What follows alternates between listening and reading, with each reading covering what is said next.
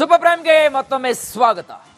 CM Siddaramaiah ಸರ್ಕಾರದ ವಿರುದ್ಧ ಇದೀಗ ರೈತರು ರೊಚ್ಚಿಗೆದ್ದು ಹೋಗಿದ್ದಾರೆ. ಬೆಳಗಾವಿಯಲ್ಲಿ ತಾರಕಕ್ಕೇರಿದೆ ರೈತರ ಆಕ್ರೋಶ. ಬೆಳಗಾವಿಯಲ್ಲಿ ತಾರಕಕ್ಕೇರಿದೆ ರೈತರ ಆಕ್ರೋಶ ಜೊತೆಗೆ ಬೆಂಬಲ ಬೆಲೆಯನ್ನ ನಿಗದಿ ಮಾಡಬೇಕು, ಬೆಂಬಲ ಬೆಲೆಯನ್ನ ನಿಗದಿ ಮಾಡಿ ಅಂತ ಹೊಡೆದಾಟ ಜೋರಾಗಿದೆ. ರೈತರ ಒಂದು ಹೋರಾಟ. ಮಹಾರಾಷ್ಟ್ರದ ಮಾದರಿಯಂತೆ ಕಬ್ಬಿಗೆ ಬೆಂಬಲ ಬೆಲೆಯನ್ನ ಕೊಡಿ, ನಿಗದಿತವಾದಂತಹ ಬೆಲೆಯನ್ನ ಕೊಡಿ ಹೀಗಂತ ಪಟ್ಟು ಹಿಡಿದಿದ್ದಾರೆ ರೈತರು. ಕಬ್ಬು ಬೆಳೆದಂತಹ ರೈತರಿಂದ ಅಹೋರಾತ್ರಿ ಧರಣಿ ನಡೀತಾ ಇದೆ ಬೆಳಗಾವಿ ಜಿಲ್ಲೆಯ ಗುರ್ಲಾಪುರದಲ್ಲಿ. ಅದರಲ್ಲೂ ಪ್ರಮುಖವಾಗಿ ಗುರ್ಲಾಪುರ ಕ್ರಾಸ್ ಬಳಿ ರಾಷ್ಟ್ರೀಯ ಹೆದ್ದಾರಿ ಮೇಲೆಯೇ ಇದೀಗ ಪ್ರೊಟೆಸ್ಟ್ ನಡೀತಾ ಇದೆ. ಗುರ್ಲಾಪುರ ಕ್ರಾಸ್ ನಲ್ಲಿ ಅಹೋರಾತ್ರಿ ರೈತರು ಧರಣಿಯನ್ನು ನಡೆಸ್ತಾ ಇದ್ದಾರೆ. ತಾವು ನೋಡ್ತಾ ಇದ್ದಾರೆ ದೃಶ್ಯಾವಳಿಗಳಲ್ಲಿ. ಬೆಳಗ್ಗೆಯಿಂದ ಹಿಡಿದು ಡೇ 1 ಇಂದ ಇವತ್ತು 6ನೇ ದಿನಕ್ಕೆ ಕಾಲಿಟ್ಟಿದೆ ಗುರ್ಲಾಪುರ ಕ್ರಾಸ್ ನಲ್ಲಿ ರೈತರ ಪ್ರತಿಭಟನೆ. ಮತ್ತೊಂದು ಕಡೆಗೆ ಇದಕ್ಕೆ ವಿರೋಧ ಪಕ್ಷದ ನಾಯಕರು ಕೂಡ ಬೆಂಬಲವನ್ನು ಸೂಚಿಸಿದ್ದಾರೆ. ನಮ್ಮ ಶಶಿಕಾಂತ್ ಗುರೂಜಿ ಹಾಗೂ ನಮ್ಮ ಚುನ್ನಪ್ಪನವರು, ಅವರು ಮಲ್ಲಪ್ಪ ಅಂಗಡಿ ಏನೇನು ಇಲ್ರಿ. ಯಾಕಂದ್ರೆ 10,000 ಕೋಟಿ ರೂಪಾಯಿ ವ್ಯವಹಾರ ಐತಿದ. ಇದು 1 ರೂಪಾಯಿ 2 ರೂಪಾಯಿ ವ್ಯವಹಾರ ಇಲ್ಲ, 10,000 ಕೋಟಿ ರೂಪಾಯಿ ವ್ಯವಹಾರ. ಅದಕ್ಕ ಇವತ್ತು ಏನ್ ಎಲ್ಲಿಗೆ ಬಂದೈತಪ್ಪ ಅಂದ್ರೆ ನಮ್ಮ ಪರಿಸ್ಥಿತಿ ರೈತರದು. ನಾವು ಹೆಚ್ಚಿನ ಮಾಹಿತಿಯನ್ನು ಕೊಡ್ತಾರೆ ನಮ್ಮ ಪ್ರತಿನಿಧಿ ಮೈಲಾರಿ ಪಟಾತ್. ಮೈಲಾರಿ, ಈಗ ಅಹೋರಾತ್ರಿ ಧರಣಿ ನಡೀತಾ ಇದೆ. ಬೆಳಗ್ಗೆಯಿಂದ ಹಿಡಿದು ಸಾಯಂಕಾಲವರೆಗೂ ಕೂಡ ಒಂದು ಊಟ ಆಹಾರ ಎಲ್ಲವನ್ನೂ ಕೂಡ ತ್ಯಜಿಸಿ ನಮಗೆ ಬೆಂಬಲ ಬೆಲೆ ನಿಗದಿ ಆಗುವರು ಕೂಡ ಕಿಂಚಿತ್ತು ಇಲ್ಲಿಂದ 1 ಸೆಕೆಂಡ್ ಕೂಡ 1 ಅಡಿನೂ ನಾವು ಮಿಸ್ ಕಾಡಲ್ಲ ಅಂತಕ್ಕಂತಹ ಒಂದು ಶಪಥವನ್ನ ಮಾಡಿದ್ದಾರೆ. ಸದ್ಯದ ವಾತಾವರಣ ಹೇಗಿದೆ ಮೈಲಾರಿ?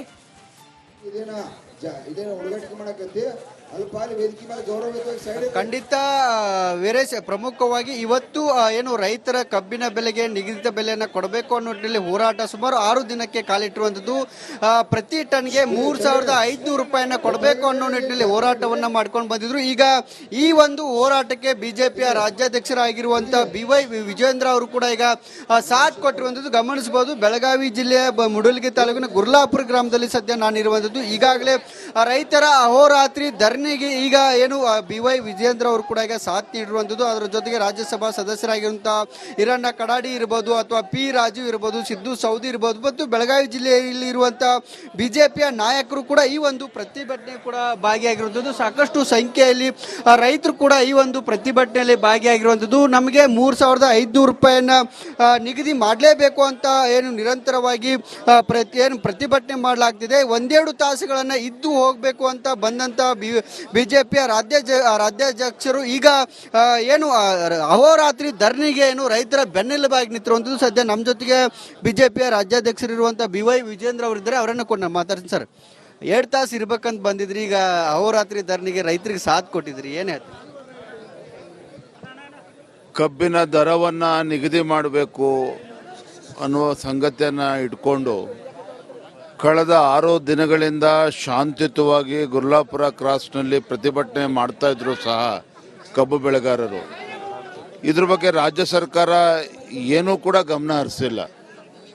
ನಾನು ಕೂಡ ಇವತ್ತು ಬಂದು ಭೇಟಿ ಮಾಡಿ ಅವ್ರನ್ನ ಮಾತನಾಡಿಸಿ ಹೋಗಬೇಕು ಅಂತ ಬಂದಾಗ ಕಬ್ಬು ಬೆಳೆಗಾರರ ಪರಿಸ್ಥಿತಿ ಅದೆಲ್ಲವನ್ನು ಕೂಡ ಗಮನಿಸಿ, ಇಲ್ಲ ನಾನು ಕೂಡ ಹೋರಾಟಕ್ಕೆ ಬೆಂಬಲ ಕೊಡೋದು ಅಷ್ಟೇ ಅಲ್ಲ, ಇವತ್ತು ನಾಳೆಯಲ್ಲಿ ಇರಬೇಕು ಅಂತೇಳಿ ತೀರ್ಮಾನ ಮಾಡಿ ಅಹೋರಾತ್ರಿ ಧರಣಿಯಲ್ಲಿ ನಾನು ಕೂಡ ತೊಡಗಿಸ್ಕೊಂಡಿದ್ದೇನೆ.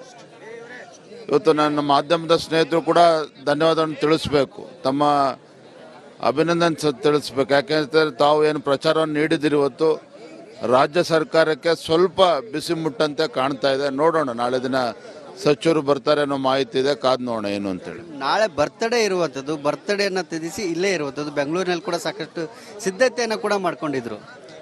ಏನು ಭಾಳ ದೊಡ್ಡ ವಿಚಾರ ಅಂತೇಳಿ ನನಗೇನು ಅನಿಸೋದಿಲ್ಲ.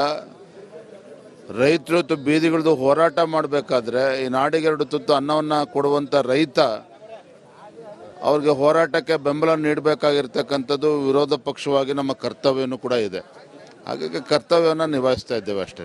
ಸರ್, ಈಗ ಪ್ರಮುಖವಾಗಿ ನೀವು ಡೆಡ್ಲೈನ್ ಅನ್ನು ಕೊಟ್ಟಿದ್ರಿ, 5 ಗಂಟೆಗೆ ಡೆಡ್ಲೈನ್ ಅನ್ನು. ಯಾವ ಪ್ರತಿನಿಧಿಗೂ ಕೂಡ ಸರ್ಕಾರದ ಪ್ರತಿನಿಧಿಗಳು ಬಂದಿಲ್ಲ. ಇಷ್ಟೆಲ್ಲ ರೈತರು ಹೋರಾಟ ಮಾಡ್ತಿದ್ದಾರೆ, ರಾಜ್ಯಾಧ್ಯಕ್ಷರು ತಾವು ಕೂಡ ಬಂದಿದ್ದೀರಿ. ಯಾಕೆ ಈ ನಿರ್ಲಕ್ಷ್ಯ ಅಂತ ಈ ಸರ್ಕಾರಕ್ಕೆ? ರಾಜ್ಯ ಸರ್ಕಾರ ರೈತರ ವಿಚಾರದಲ್ಲಿ ನಿರ್ಲಕ್ಷ್ಯ ಧೋರಣೆಯನ್ನು ತಳೆಯುವಂಥದ್ದು ನಾವು ಗಮನಿಸ್ತಾ ಇದ್ದೇವೆ. ಅತಿವೃಷ್ಟಿ ಆದಾಗಲೂ ಸಹ ಕಿತ್ತೂರು ಕರ್ನಾಟಕ, ಕಲ್ಯಾಣ ಕರ್ನಾಟಕದ ರೈತರು ಬೀದಿಗಿಳಿದಾಗಲೂ ಸಹ ರಾಜ್ಯ ಸರ್ಕಾರ ಯಾವುದೇ ಪರಿಹಾರವನ್ನು ಕೊಡಲಿಲ್ಲ.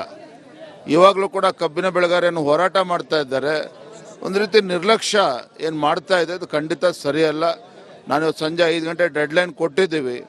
ಆದರೆ ಇದ್ರ ಮಧ್ಯೆ ಜಿಲ್ಲಾಧಿಕಾರಿಗಳಿಗೂ ಕೂಡ ನಾನು ಚರ್ಚೆ ಮಾಡಿದ್ದೇನೆ, ದೂರವಾಣಿ ಮುಖೇನ ಸಚಿವರ ಜೊತೆನೂ ಕೂಡ ಚರ್ಚೆ ಮಾಡಿದ್ದೇನೆ, ಶುಗರ್ ಕಮಿಷನರ್ ಜೊತೆಲೂ ಕೂಡ ಚರ್ಚೆ ಮಾಡಿದ್ದೇನೆ. ಇವತ್ತು ಕೊಂಚ ಬಿಸಿ ಮುಟ್ಟಿದೆ ಅಂತ ಹೇಳಿ ಕಾಣ್ತಾ ಇದೆ. ನಾಳೆ ಎಚ್ ಕೆ ಪಾಟೀಲ್ರು ಬರ್ತಾರೆ ಅನ್ನೋ ಮಾಹಿತಿನೂ ಕೂಡ ಬರ್ತಾ ಇದೆ. ರೈತರು ಕೂಡ ಎದುರು ನೋಡ್ತಾ ಇದ್ದಾರೆ. ಈಗ ಬೆಳಗಾವಿ ಸಚಿವರು ಅಂದ್ರೆ ಲಕ್ಷ್ಮೀ ಹೆಬ್ಬಾಳ್ಕರ್ ಇರ್ಬೋದು ಅಥವಾ ಶಿವಾನಂದ್ ಪಾಟೀಲ್ ಅವರು ಹೇಳ್ತಾರೆ ಕೇಂದ್ರ ಸರ್ಕಾರದ ಕಡೆ ಬೊಟ್ಟು ಮಾಡೋ ಕೆಲಸ ಮಾಡ್ತಿರುವಂಥದ್ದು ಏನು? ಅವ್ರು ಕೇಂದ್ರ ಸರ್ಕಾರದ ಬಗ್ಗೆ ಏನು ದೂರುವಂತ ಪ್ರಯತ್ನ ಮಾಡ್ತಾ ಇದ್ದಾರೆ. ಇಲ್ಲೇ ಬರಲಿ, ಇದೇ ವೇದಿಕೆಗೆ ಬರಲಿ. ಕೇಂದ್ರ ಸರ್ಕಾರದ ಪಾತ್ರ ಏನು, ರಾಜ್ಯ ಸರ್ಕಾರದ ಪಾತ್ರ ಏನು, ಏನಿವತ್ತು ಮೊಲಾಸಸ್ ಇರ್ಬೋದು, ಎಥನಾಲ್ ಪ್ರೊಡಕ್ಷನ್ನಿಂದ ಇರ್ಬೋದು, ವಿದ್ಯುತ್ ಏನು ಪ್ರೊಡಕ್ಷನ್ ಮಾಡ್ತಾರೆ ಶುಗರ್ ಫ್ಯಾಕ್ಟ್ರಿಗಳಲ್ಲಿ, ಅದರಿಂದ ಆದಾಯ ರಾಜ್ಯ ಸರ್ಕಾರಕ್ಕೆ ಎಷ್ಟು ಹೋಗ್ತದೆ, ಕೇಂದ್ರ ಸರ್ಕಾರಕ್ಕೆ ಎಷ್ಟು ಹೋಗ್ತದೆ. ಹಾಗಾಗಿ ರಾಜ್ಯ ಸರ್ಕಾರದ ಜವಾಬ್ದಾರಿ ಎಷ್ಟಿದೆ, ಕೇಂದ್ರ ಸರ್ಕಾರದ ಜವಾಬ್ದಾರಿ ಎಷ್ಟಿದೆ, ಇದೇ ವೇದಿಕೆಯಲ್ಲೇ ರೈತರ ಸಮ್ಮುಖದಲ್ಲೇ ಚರ್ಚೆ ಮಾಡ್ಬೋದಲ್ಲ. ಅಲ್ಲೆಲ್ಲೋ ಎಸಿ ರೂಮಲ್ಲಿ ಕೂತು ಚರ್ಚೆ ಮಾಡೋದ್ರ ಬದಲು ಇವತ್ತೇನು ಪಾಪ ಕಬ್ಬು ಬೆಳೆಗಾರರು ಬಿಸಿಲಲ್ಲಿ ಕೂತ್ಕೊಂಡು ಇವತ್ತು ಹೋರಾಟ ಮಾಡ್ತಾ ಇದ್ದಾರೆ. ಈ ಹೋರಾಟ ಸ್ಥಳಕ್ಕೆ ಬಂದವರು ಮನವರಿಕೆ ಮಾಡಿಕೊಡ್ಲಿ ರೈತರಿಗೆ. ಕೊನೆಯದಾಗಿ ಸರ್, ಸರ್ಕಾರಕ್ಕೆ ತಾವೇನು ಸಂದೇಶ ಕೊಡ್ತಾ ಇರಿ? ರಾಜ್ಯದ ಮುಖ್ಯಮಂತ್ರಿಗಳಿಗೆ ಈ ರಾಜ್ಯದ ಕಬ್ಬು ಬೆಳೆಗಾರರ ಪರವಾಗಿ ನಾನು ವಿನಂತಿ ಮಾಡ್ತೇನೆ, ಆಗ್ರಹವನ್ನು ಕೂಡ ಮಾಡ್ತೇನೆ. ರೈತರ ಬಗ್ಗೆ ನಿರ್ಲಕ್ಷ್ಯ ಭಾವನೆಯನ್ನು ತೊರೆದು ಸಂಕಷ್ಟದಲ್ಲಿರ್ತಕ್ಕಂಥ ಕಬ್ಬು ಬೆಳೆಗಾರರ ಒಂದು ಭರವಸೆ ಮೂಡಿಸ್ತಕ್ಕಂಥ ನಿಟ್ಟಿನಲ್ಲಿ ಅವರು ಬರಬೇಕು, ಸರ್ಕಾರದ ಪ್ರತಿನಿಧಿಗಳು ಬರಬೇಕು, ಈ ಸಮಸ್ಯೆಗೆ ಪರಿಹಾರನ ಕೊಡಬೇಕು. ಮತ್ತು ಈ ಪ್ರತಿಭಟನೆಗಳು ಕಬ್ಬು ಬೆಳೆಗಾರ ಏನು ಮಾಡ್ತಾರೆ, ಮೊದಲ ಬಾರಿ ಏನಲ್ಲ, ಹಲವಾರು ವರ್ಷಗಳು ಕೂಡ ನಡ್ಕೊಂಡು ಬರ್ತಾ ಇದೆ. ಹಿಂದೆ ಯಡಿಯೂರಪ್ಪನವ್ರು ಮುಖ್ಯಮಂತ್ರಿಗಳು ಇದ್ದಾಗ ಸೀಸನ್ ಪ್ರಾರಂಭ ಆಗೋ ಮುಂಚಿತವಾಗಿ ಕಬ್ಬು ಬೆಳೆಗಾರರು ಹಾಗೆಯೇ ಮಾಲೀಕರನ್ನು ಕೂರಿಸಿ ಪರಿಹಾರ ಕೊಡುವಂಥ ಕೆಲಸ ಹಿಂದೆ ಯಶಸ್ವಿಯಾಗಿ ಮಾಡಿದ್ದಾರೆ. ಎಲ್ಲ ಉದಾಹರಣೆಗಳು ಕೂಡ ಕಂಡುಬಂದಿದೆ. ಅದೇ ರೀತಿ ವಿಠಲ್ ಅರಬಾವಿಯವರು ಆತ್ಮಹತ್ಯೆ ಮಾಡಿಕೊಂಡ್ರು, ಕಬ್ಬು ಬೆಳೆಗಾರ. ಆ ಸಂದರ್ಭದಲ್ಲಿ ಇದೇ ಯಡಿಯೂರಪ್ಪ ಹೋರಾಟ ಮಾಡಿದ ಪರಿಣಾಮವಾಗಿ 150 ರೂಪಾಯಿ ಹೆಚ್ಚು ದರವನ್ನು ಕೊಡುವಂಥ ಕೆಲಸ ಆಯಿತು. ಇದೇ ಸಿದ್ದರಾಮಯ್ಯನವರೇ ಮುಖ್ಯಮಂತ್ರಿ ಇದ್ದರು. ಹಾಗಾಗಿ ನಾನು ತಮ್ಮ ಮುಖೇನ ರಾಜ್ಯದ ಗೌರವಾನ್ವಿತ ಮುಖ್ಯಮಂತ್ರಿಗಳಲ್ಲಿ ವಿನಂತಿ ಮಾಡ್ತೇನೆ, ರೈತರ ವಿಚಾರ ಹಗುರವಾಗಿ ತೆಗೆದುಕೊಳ್ದೇನೆ, ಈಗಾಗಲೇ ಇವತ್ತೇನು ಇಲ್ಲಿ ತನಕ 6 ದಿನಗಳಿಂದ ಪ್ರತಿಭಟನೆಯಲ್ಲಿ ಆಗ್ತಾ ಇದೆ, ಬೇರೆ ಬೇರೆ ಅಥಣಿ ಇರ್ಬೋದು, ಚಿಕ್ಕೋಡಿ ಇರ್ಬೋದು, ಬೈಲಹೊಂಗಲದಲ್ಲಿ ಬೇರೆ ಬೇರೆ ತಾಲೂಕುಗಳಲ್ಲೂ ಕೂಡ ಕಬ್ಬು ಬೆಳೆಗಾರರು ಇವತ್ತು ಪ್ರತಿಭಟನೆ ಮಾಡ್ತಾ ಇದ್ದಾರೆ. ವಿಕೋಪಕ್ಕೆ ಹೋಗುವ ಮುಂಚಿತವಾಗಿ ರೈತರ ಸಮಸ್ಯೆಗೆ ಸ್ಪಂದನೆ ಮಾಡಲಿ ಅಂತ ನಾನು ವಿನಂತಿ ಮಾಡ್ತೇನೆ. ಇದಿಷ್ಟು ಬಿಜೆಪಿಯ ರಾಜ್ಯಾಧ್ಯಕ್ಷರು ಹೇಳ್ತಿರೋದು. ಪ್ರಮುಖವಾಗಿ ರೈತರ ಸಮಸ್ಯೆಗೆ ಸ್ಪಂದಿಸುವ ಕೆಲಸವನ್ನ ಮಾಡಲಿ ಅನ್ನೋ ನಿಟ್ಟಿನಲ್ಲಿ ಕೂಡ ಸರ್ಕಾರಕ್ಕೆ ಒಂದು ಸಂದೇಶವನ್ನು ಕೂಡ ಕೊಟ್ಟಿರುವಂಥದ್ದು. ಆದರೆ ಸರ್ಕಾರ ಇದನ್ನ ಯಾವ ರೀತಿ ತೆಗೆದುಕೊಳ್ಳುತ್ತೆ ಅನ್ನೋದನ್ನು ಕೂಡ ಕಾದು ನೋಡಬೇಕಿರುವಂಥದ್ದು. ವೀರೇಶ್, ಥ್ಯಾಂಕ್ ಯು ಮೈಲಾರಿ ತಮ್ಮೆಲ್ಲ ಮಾಹಿತಿಗಾಗಿ.